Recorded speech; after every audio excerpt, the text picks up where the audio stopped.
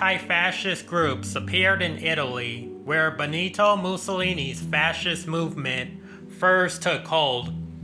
Benito Mussolini was the creator and leader of Italian fascism, a totalitarian ideology characterized by ultra-nationalism, dictatorial rule, violence, and the subordination of individual rights to the absolute authority of the state. This is common among fascists and conservatives, or as I like to call them, the Old World Order. They despise individualism and freedom. They want to erase individuals. They want every human being to center their entire existence around patriotism, racial identity, religion, or the traditions that they choose for the population. Benito Mussolini's regime, which governed Italy from 1922 to 1943, demonstrated the core tenets of fascism through several key actions and policies. One of the world's first anti-fascist movements, Arditi del Popolo, was founded in 1921 to defend workers from attacks by Mussolini's black shirts.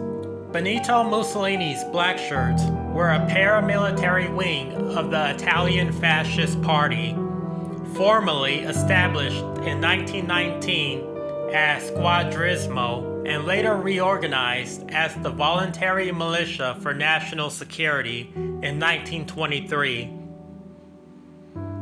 They were an armed group of brainwashed, conservative, demobilized soldiers who used violence and intimidation against their political opponents, particularly socialists, and played a crucial role in Mussolini's rise to power by marching on Rome in 1922, which led to his appointment as prime minister. The Arditi del Popolo operated in Italy from 1921 to 1924. The organization was founded to resist the rise of Benito Mussolini's National Fascist Party and its paramilitary wing, the Black Shirts.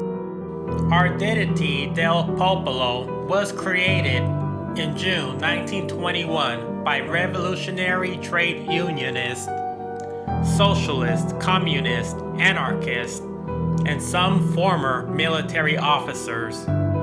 The group's primary objective was to defend workers and the general populace from the violence and intimidation carried out by the Black Shirts. The Arditi del Popolo used direct action and organized militias to counter fascist aggression in cities and rural areas. They successfully repelled fascist attacks in several places, including Parma in 1922. Parma was a focal point of resistance against rising Italian fascism, most famously in August during the Fatti di Parma, where local anti-fascist forces organized by figures like Guido Pacelli successfully defended the city against an assault by Mussolini's Black Shirts. This successful defense was a significant, though ultimately localized victory. Guido Pacelli and the Arditi del Popolo organized the successful defense using barricades and urban guerrilla tactics to repel the invasion by thousands of fascist Black Shirts. The events in Parma occurred just before the larger March on Rome in October 1922, which consolidated Mussolini's power and marked the beginning of the fascist regime in Italy. Arditi del Popolo began to decline due to political betrayal and suppression. The Socialist Party signed a non-aggression pact with the fascists, and the Communist Party formed its own separate squadrons, fracturing the anti-fascist movement.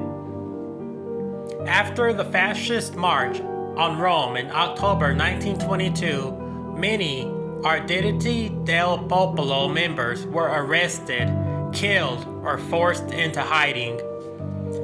The remaining members who escaped repression later participated in other anti-fascist struggles, including the Spanish Civil War and the Italian resistance during World War II. Benito Mussolini's fascist conservative Italy was eventually defeated during World War II.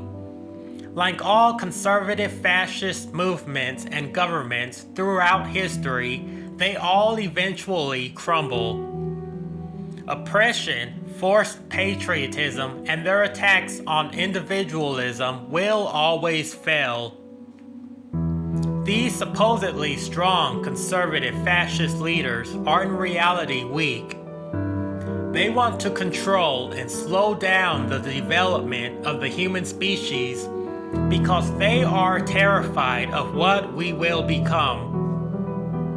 Deep down, every old world order conservative fascist knows they don't have a place of importance in the future. As every country on the planet becomes more diverse and more people choose their own paths while resisting old world conservative control, the idea of resisting brutal fascist regimes will live on forever, protecting the rights of humans to choose their own individual path without governmental interference.